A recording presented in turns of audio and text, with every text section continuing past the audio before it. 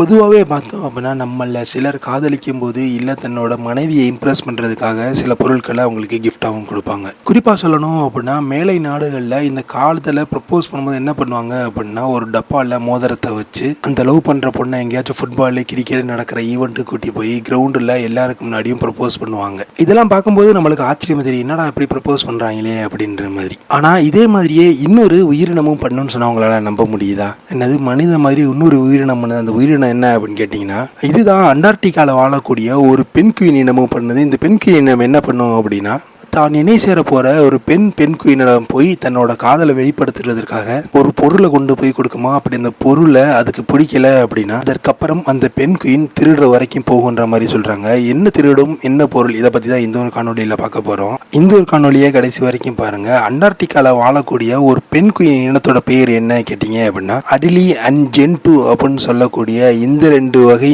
பெண் குயின்கள் என்ன பண்ணும் அப்படின்னா தனக்கு ஏற்ற இணையை தேடிக்க, அது மட்டும் இல்லாமல் தனக்கு பிடிச்ச இணையிடம் போய் நம்ம சேர்றதுக்காக என்ன பண்ணணும்னா அந்த அண்டார்டிகா ஏரியாவில் இருக்கக்கூடிய ஒரு கூழாங்கற்களை தனக்கு பிடிச்ச பெண் குயினிடம் போய் கொடுக்குமா. அப்படி பெண் குயினிடம் போய் கொடுக்கும்போது அந்த பெண் குயினுக்கு அந்த ஒரு கூழாங்கல் பிடிச்சிருந்தது அப்படின்னா அந்த ஒரு பெண் குயின் பார்த்தோம் அப்படின்னா இதோட இணை சேர ஒத்துக்கிட்டதா அர்த்தம்னு சொல்லப்படுது.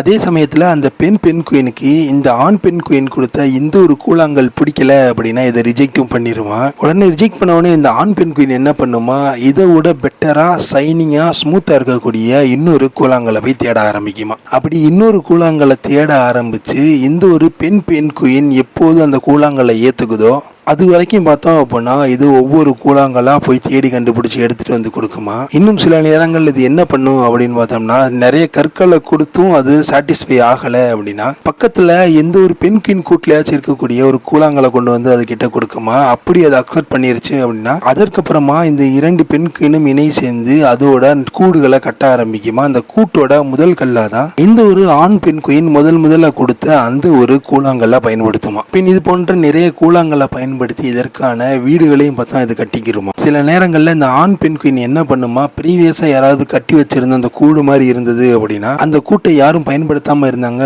அந்த ஆண் பெண் குயின் என்ன பண்ணுமா ஒரு கூழாங்கல் எடுத்துட்டு வந்து இந்த பெண் குயின்கிட்ட காட்டுமா. அந்த ஒரு கூழாங்கலை ஆல்ரெடி கட்டி பயன்படுத்தாம இருக்க அந்த ஒரு கூட்டு மேல வச்சு அந்த 2 பெண் குயினும் அதை தன்னோட சொந்த கூடா நினைச்சு வாழவும். எதுக்கு பெண் குயின் அந்த ஒரு கூழாங்கலை இவ்வளவு தூரம் செலக்ட் பண்ணி தேர்ந்தெடுக்குது அப்படின்னு இந்த ஒரு கூழாங்கல்ல கட்டக்கூடிய கூடுகளுக்குள்ளதான் பார்த்தோம் அப்படின்னா இதோட முட்டையிடுமா. இந்த முட்டை வந்து அண்டார்டிகால இருக்கக்கூடிய குளிர தாங்குற அளவுக்கு இருக்கிறன்ற மாதிரி சொல்றாங்க. அதனாலவோ என்னவோ இந்த பெண் குயின் பார்த்தோம் அப்படின்னா இந்த ஒரு சின்ன கூழாங்கலை கூட தேடி செலக்ட் பண்ணுது.